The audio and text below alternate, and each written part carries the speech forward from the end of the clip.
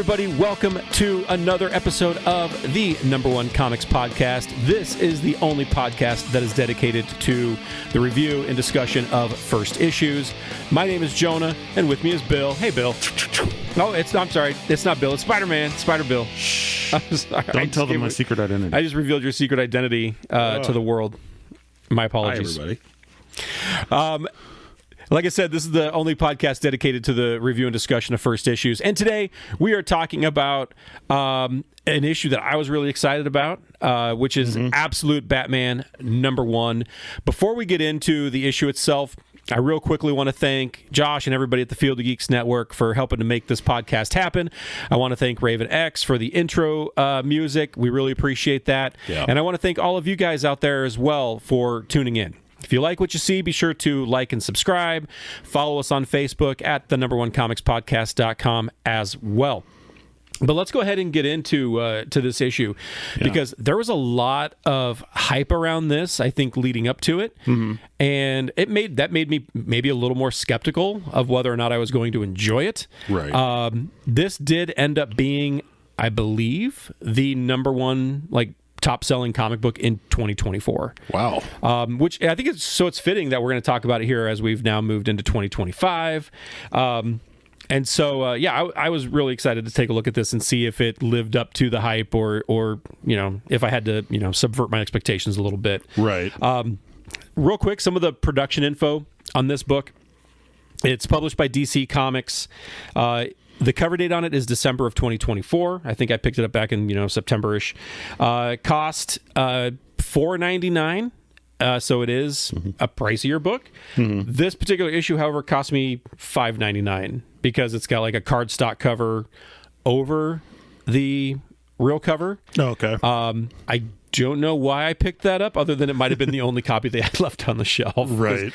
I didn't have this added to my pull box or anything like that. So the writer of this book is Scott Snyder. He's written a number of other DC, especially Batman titles over the years, and the artist on this is Nick Dragotta. So this title kicks off the Absolute imprint of the DC universe. This is all stemming out of the Absolute Power crossover. I didn't read any of that. I presume you didn't read any of that. No. Had you heard about this book going into it or kind of leading up to it? What did you hear? I kind of saw like some cover art and stuff like that on social media. Okay. I saw a lot of buzz around it, and I'm like, okay, it looks pretty cool. I like the design of the suit. Really, the only thing I saw was just the full shot of him in the new suit and just the fact that it's a much different looking Batman than what we've seen. It kind of reminded me a little bit of like the Zack Snyder Batman suit in a way. I can see that 100%. But I was intrigued. I always like what they're doing with Batman. So I wasn't aware that like the Absolute thing was happening. Is that like another like New 52 kind of thing? So it's established in this DC All-In special that had come out that this world, which is referred to as Earth Alpha, this Absolute universe, it's essentially a new universe that had been reshaped by Darkseid's essence. Darkseid is like the DCU Thanos, essentially, right? And so the idea is this world was created in Darkseid's essence, or by Darkseid's essence. So it's created this world that's driven by like challenge and turmoil, where the heroes are the underdogs rather than the established part of the system. Okay. On contrast to that, and according to Snyder, the author of this book he's really kind of been one of the big architects behind this Absolute universe as well, is that the main DCU is influenced by Superman's essence. That's kind of the underlying which kind of makes sense when you DNA, say that this is influenced by Darkseid, because I always kind of see like if you're looking at good and evil in DC, I kind of look at like Darkseid is evil, Superman is good kind of thing. Right, correct, this Absolute universe, again, is influenced by Darkseid energy. Aside from this title, there is also, within that Absolute universe, a Wonder Woman title that's come out. I initially skipped that title because as we talked about with like the Justice League Dark episode, I've never really been a big Wonder Woman fan.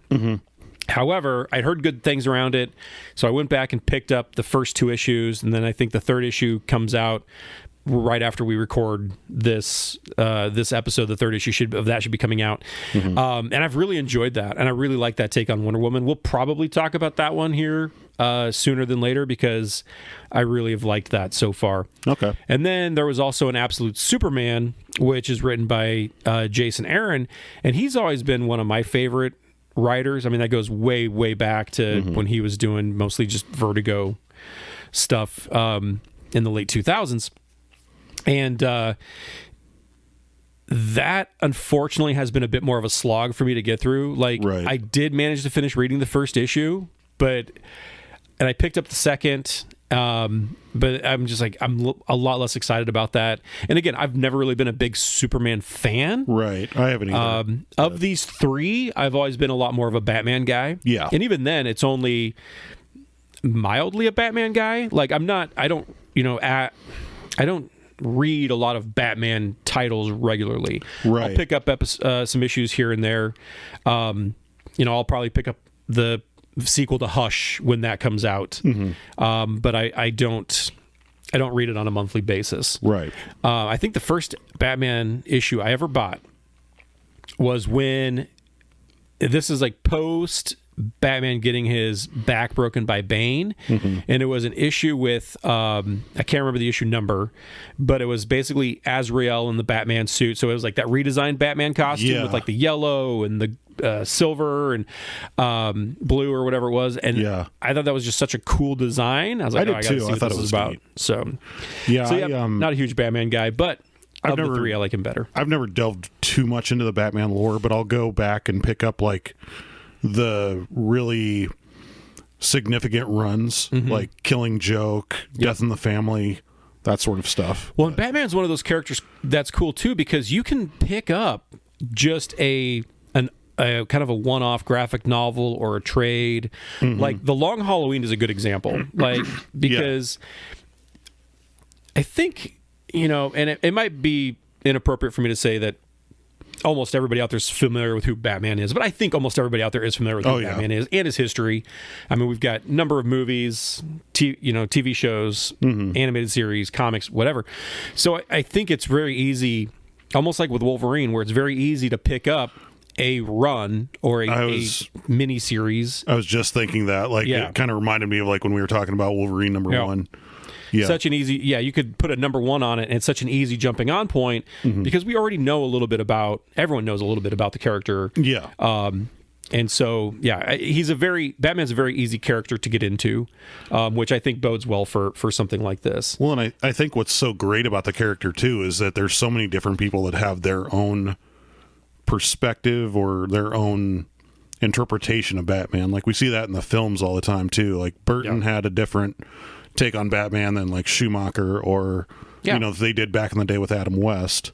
Obviously, the comics kind of influence that. The movies kind of influence the comics back and forth. I think everyone out there probably has their ideal version of Batman, whether it's from an actor's portrayal or a comic series run. And this is probably going to be some younger generation's ideal version of Batman. They're going to be like, my Batman is the absolute Batman. I can absolutely see that. See what I did there? Yeah. All right, let's go ahead and let's dive into this and go through kind of a synopsis with spoilers. So if you've not read this issue yet and you want to avoid spoilers, don't listen to this episode, I guess. Come back and listen to the rest of this episode after you've read the first issue.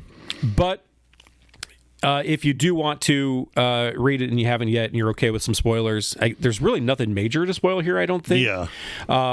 We know he's Bruce Wayne. There will just be some minor spoilers throughout, just as a warning. But we're going to open up on a young Bruce Wayne at the zoo. And actually, the title of this is The Zoo. It says part 1 through 5, and I want to mention this real quick, just as an aside. This is an ongoing series. It is not a 5-issue limited series. I think some people had initially thought, okay, it's only going to be a 5-issue series because this particular story is part 1 of a 5-part story. So I just wanted to throw that out there. Anyway, We open up again on young Bruce Wayne at the zoo. It's a class trip. Following the title page, we cut to a helmeted man on a motorcycle, and he's narrating about how much Gotham has changed. And I think as I was reading this, I initially thought this was Batman narrating, and maybe he had returned after being away doing training or whatever it may be. But the mystery man is actually none other than Alfred Pennyworth. And Alfred stops outside of a tea shop. He purchases some tea, and then he enters essentially a safe house that's near that tea shop. Inside the safe house, he leaves his daughter a voicemail. He logs in to speak with his employer, this sort of mystery employer, which kind of reminded me of like Sylvester Stallone in Assassins talking to just people on the computer, or Ben Affleck in The Accountant. Did you ever see The Accountant? Yeah. When he's like conversing with like the robotic voice on the other end. Yeah. That's what it reminded me of. So he's speaking with his employer, and he learns, essentially he learns why he's back in Gotham, and he's informed about an organized murderous gang called the Party Animals. And Alfred's assignment is to basically surveil and gather information on the gang, but not necessarily engage. He's also tipped off about a possible third party, in that if that third party does get too close, Alfred has the authorization to engage him. And we kind of see an image of what looks like, a blurry or a distant shot of like, Batman's silhouette. So it's inferred that Batman is that third party. Alfred leaves the safe house only to find that his motorcycle's been stolen from outside the tea shop. We then cut to a gymnasium, which is called Croc's Gym. We see a young man who's working out on a punching bag, which again, I initially think, this is Batman, until Bruce Wayne steps in, this Bruce Wayne is monstrous compared to other versions that we've seen of Bruce Wayne. And he essentially kind of steps in. He's like, hey, it's my turn on the bag. And he just utterly destroys that bag. As he's destroying this bag, we get flashbacks to that class trip at the zoo, which was led by the teacher, who just so happens to be Thomas Wayne, Bruce's father. And really Bruce's last thought before spilling the guts of the bag all over the floor is that of a gunshot and his father essentially saying, oh, dear God. The gym owner, Croc, he tells Bruce that he owes him for the bag. Croc says that he's opening up an exotic pet store with help from their old friend Ozzy, a.k.a. the Penguin. Croc asks Bruce, why they haven't seen him at poker recently. Before the conversation is ended, Bruce walks out. Like, Croc's in like mid-sentence, and Bruce is just like, yeah, I'm out. Before Bruce does leave, though, Croc does mention that Eddie, Harvey, Oz, and then maybe even Selina are in for poker. And then our last image on that particular page is that of a kind of a childhood photo of Croc, Bruce, and those others. So I think that I'm going to pause for just a moment from the synopsis, because I think that already sets up an interesting dynamic. Very much that so. We didn't get with like regular Batman continuity, is that this potential rogues gallery are all childhood friends of Bruce Wayne. And so I think that's something that's going to be really interesting to see explored as this series continues on. Yeah. So back to the issue. We then cut to a massive yacht where notable Gotham gangsters, Falcone and Maroni, they're meeting with the Black Mask, who is terrifying looking in this. The meeting doesn't go well for them, unfortunately, as they're shown a collection of death masks. They are then murdered to be added to that collection, and it's a rather violent murder at that. It's dusk, and we see that Bruce Wayne is preparing to take flight. We get snippets of the news revealing another day of murderous mayhem at the hands of the Party Animals, and that Mayor Jim Gordon is going to be holding an emergency town hall meeting, which we then cut to. At that town hall, people are calling for Gordon essentially to resign. So in this, Gordon is the mayor. He is not the commissioner. Outside, Alfred is watching from a rooftop as masked armed men begin storming the steps of the town hall. Inside the town hall, a flashbang grenade goes off, and then 3 men appear in ape masks, and they're armed with, AK-47s and an Uzi, and they start taking a shot at Gordon.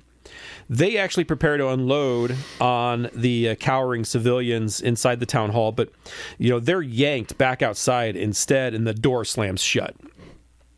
Dozens more masked men start to swarm the steps. One police officer kind of peeks her head out the door, and we got kind of Batman hanging there, and he's like, whatever you hear, do not open this door. Alfred, he's seeing this, and he's reporting back to his people that, hey, that third player has arrived. The party animals open fire on Batman, but the rounds just tink off of his cape like it's Kevlar laced, or it's giving him some armor protection. He drops down onto them, and he uses his cape almost like tendrils to like toss him around. He also can use it like stilts, like how bats can walk on the edges of their wings like little hands or feet. He can use his cape like that as well, so it gives him some elevation. And again, Alfred watches all of this through the scope on a rifle as Batman is just tearing through this first wave of bad guys, and then there's a kind of a second wave that's incoming.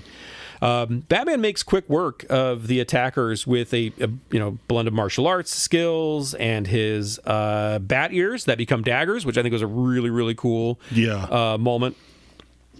Alfred notes that despite the bloody onslaught, that there's not a single fatality. He's hitting these people enough to incapacitate them or take them out of the fight, but he's not killing them. Batman encounters one particularly large adversary with a cleaver, but Batman's able to match his cleaver with an axe of his own by using his chest sigil as the axe blade. And I think that was probably the one part of this issue that when I'd hear like other people like talk about it, like that was always something that they mentioned, is like how cool that was. Yeah. And at first, like hearing about it, I was like, no, it sounds kind of dumb.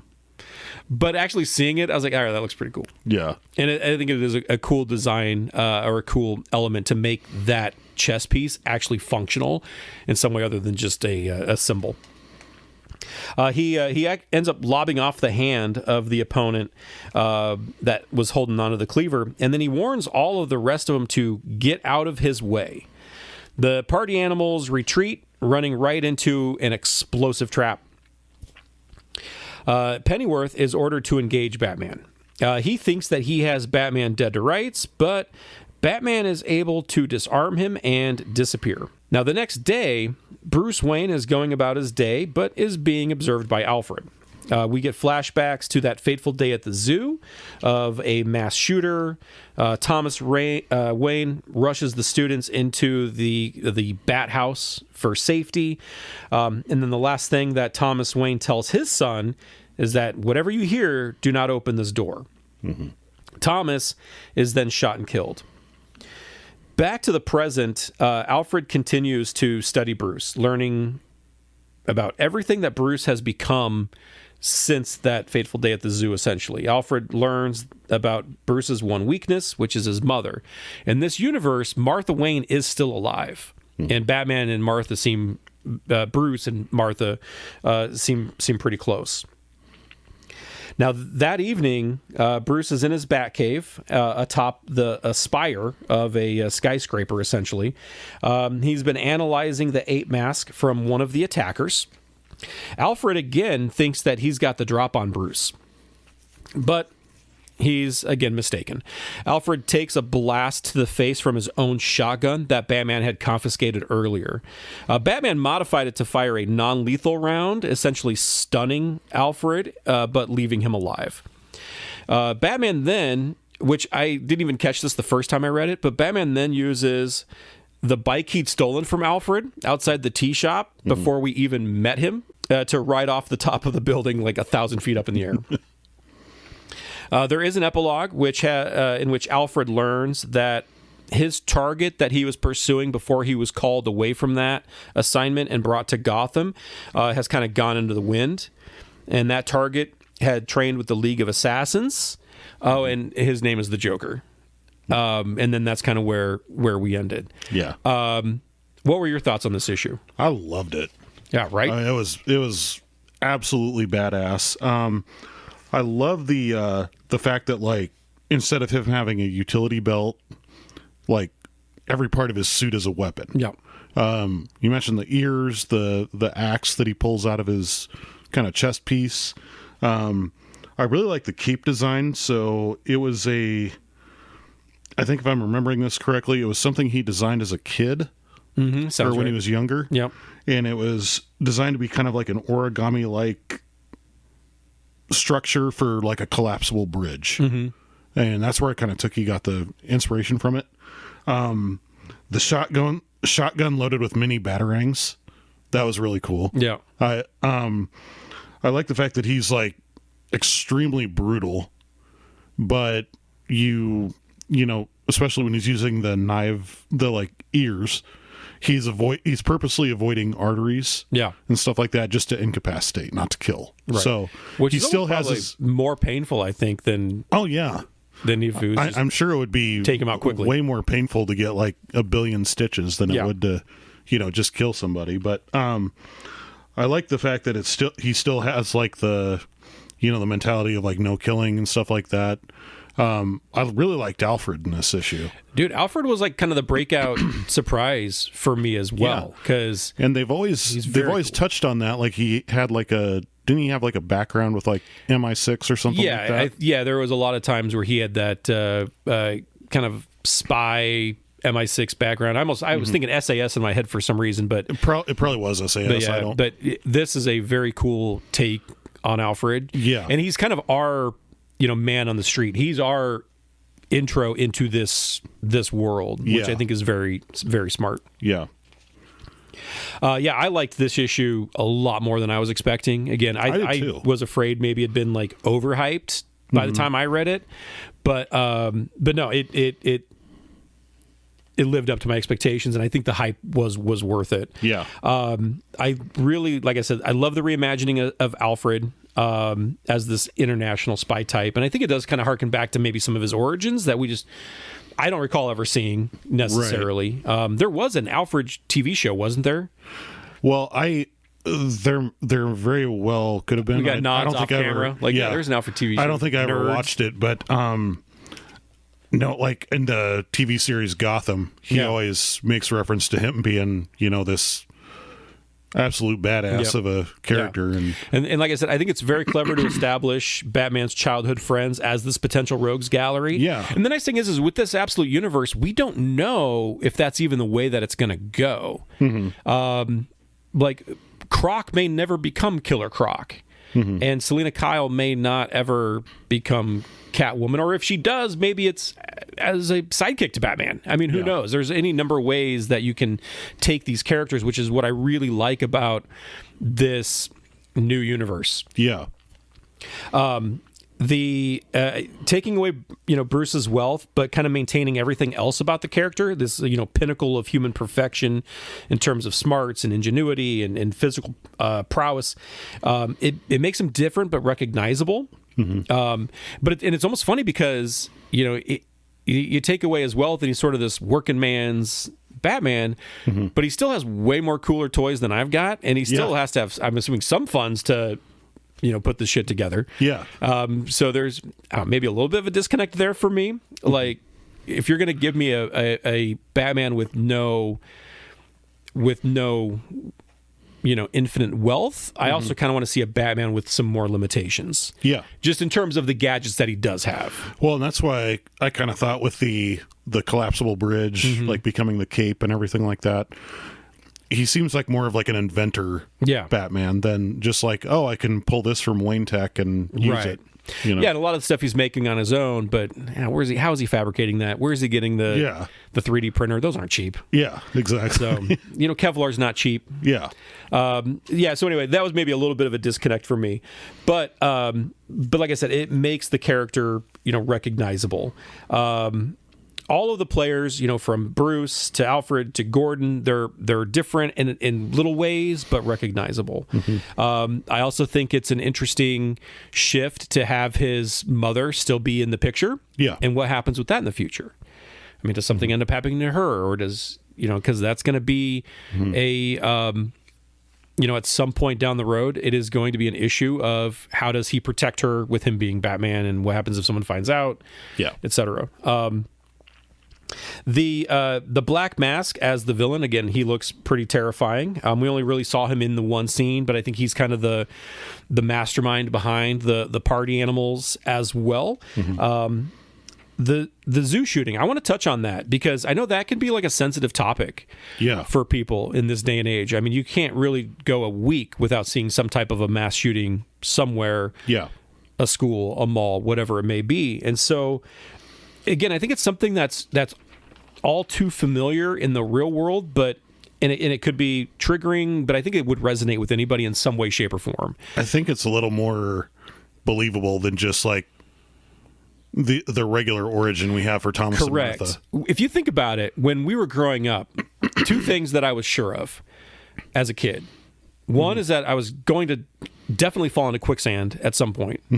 And two, I could not go near an alleyway without getting mugged. Yeah. Because it happens in like every comic, every TV show. I thought I was going to get mugged regularly growing up. Those are no really longer the fears that we have as that I had as a child or maybe as a society, but this is this mass shooting, this being helpless out in public. It is. And I think that Snyder was very smart about how it was portrayed, more so in fragments. I think that was a lot more impactful than kind of seeing it all at once and getting this origin story that way. So I really liked that aspect of it. Like I said, I like the slight misdirection early on with the narration being by Alfred, although, like I said, first I thought it was by Bruce. And Alfred is a good POV person to catch us up on Batman's past because it's done without a lot of... it's expository, but it's not done through like dialogue. It's given it to us in a way that I thought was well done. We talked a little bit about the gadgets, the axe, the arsenal that he has at his ability. I think is very cool. The thing I like that I wanted to mention is that it does still show us how smart Batman is. Because Alfred thinks he's like 2 steps ahead of Batman the entire time. When really Batman knew Alfred was there somehow, to the way where he even like steals his motorcycle. So Batman is like 2 steps ahead of Alfred. And I think that was very, very cool. That was very cool. So I really dug that. Anything else you want to say about the issue in review? And then we'll talk a little bit about kind of like what's to come. I would say that just from this one issue, I would definitely pick up more. I would definitely read more.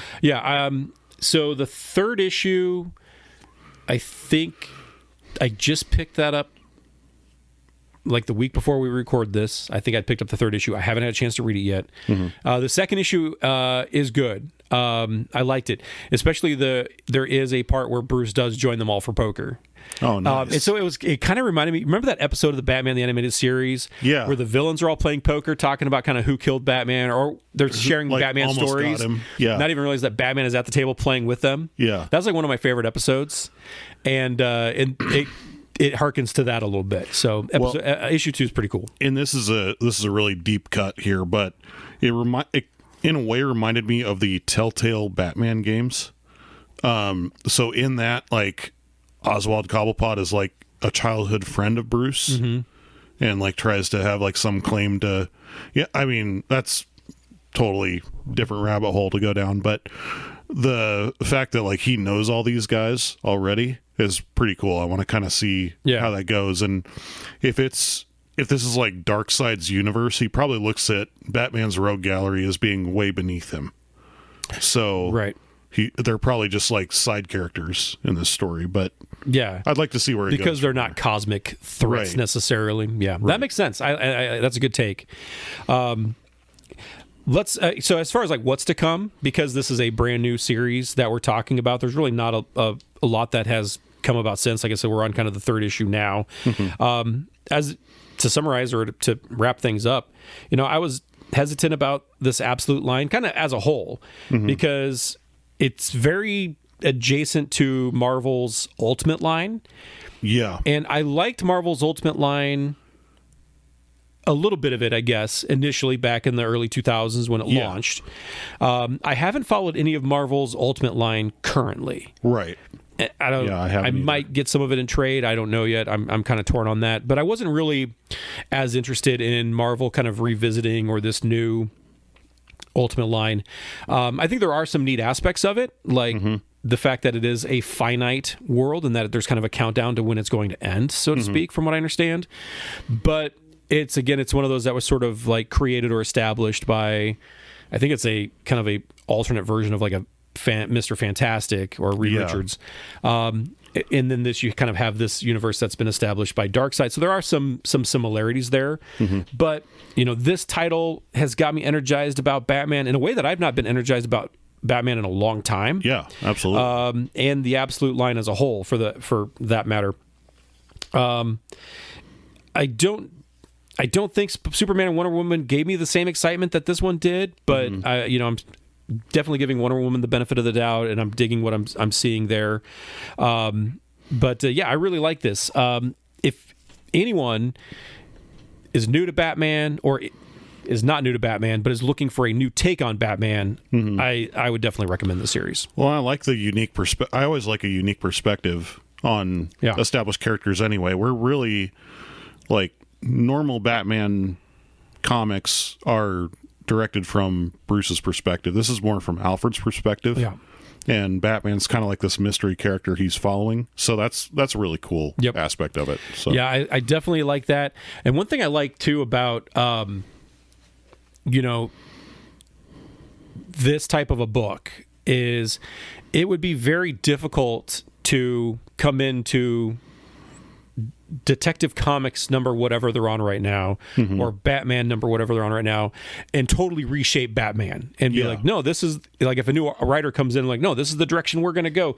Like, they have to adhere to, other than maybe some minor retconning here and there, they have to adhere to what had come before, and then also the editorial mandates that for a lot of mainstream superheroes, it's not as much, in my opinion, unfortunately, it's not as much about what stories are we going to tell. It's more about how are we going to market this character today. Yeah. And how are we, and I understand they are stewards for this property that is bigger than them as an individual. Yeah. And I get that.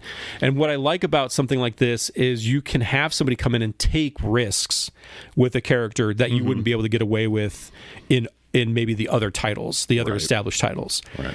So that's what I think is cool about this type of a thing. That's what I thought was cool about the Ultimates when Marvel did it years back. DC has tried stuff like this before. Now, I think what's smart here is that this is not a line-wide reboot because I think that, the New 52 was a line-wide reboot where everything that you knew previously, almost like before Crisis on Infinite Earths back in the 80s, everything that you knew previously, forget it. And this is what the characters are now going forward. Yeah. And that doesn't connect with a lot of readers when it's a Superman or a Batman that they've read and loved for 30 or 40 years. And so this is a smart take because we're not doing away with what had come before in those other titles. Detective Comics, Batman, all that is all still out there, still being published today. This is a different take on it is, I think, appealing to new readers. I prefer when they do something like that versus the New 52 reboot. Oh, 100%. Or something like that. Yeah, because all that did for me, every time they've done that, Marvel kind of did it with like, when they rebranded everything as like Marvel Now, and with DC's New 52, all that did was give me I will admit, I'm probably more of a casual reader than a lot more comic fans out there. And all that did is it was like, oh, this is a perfect jumping off point to where I don't have to read any comic books going forward now ever again. Yeah, exactly. And then eventually, 7 or 8 years later, I was like, all right, let's see what's going on. And I kind of got back into it a little bit. Yeah. But that's really all that does for me, is like it's kind of a jumping off point. And I can't be the only one out there that feels that way. Yeah. So Absolutely. And if you're listening to this and you agree or disagree, let us know. Yeah. You can send us an email at the number one comic podcast at gmail.com. Mm-hmm. And it's the number. So it's the number spelled out and then the one, the number one. I came up with the worst email address ever. I might have to redo that. The number one comic podcast at gmail.com. Or on Facebook. You can message us on Facebook, like and follow us on Facebook at the number one comics podcast. Find us on YouTube. Like I said before, like and subscribe. You can leave comments out there. You can also get us on Apple Podcasts, part of the Field of Geeks network. So just look up Field of Geeks and you'll find our podcasts there with those. Yep. But subscribe to those, give them a listen, and we appreciate it. Any closing thoughts on this as we wind things down? Go pick it up. Yeah, absolutely. It's awesome. Yeah, pick it up or wait for the trade if you're a trade waiting person, because I think once all 5 issues are out, you will see it within weeks in trade format, but definitely worth checking out. I really liked this issue. So that's going to do it for us here for this episode. Check it out. This is Absolute Batman number 1. This is the number one comics podcast. I'm Jonah, and this is Bill, and we'll see you guys next time. See ya.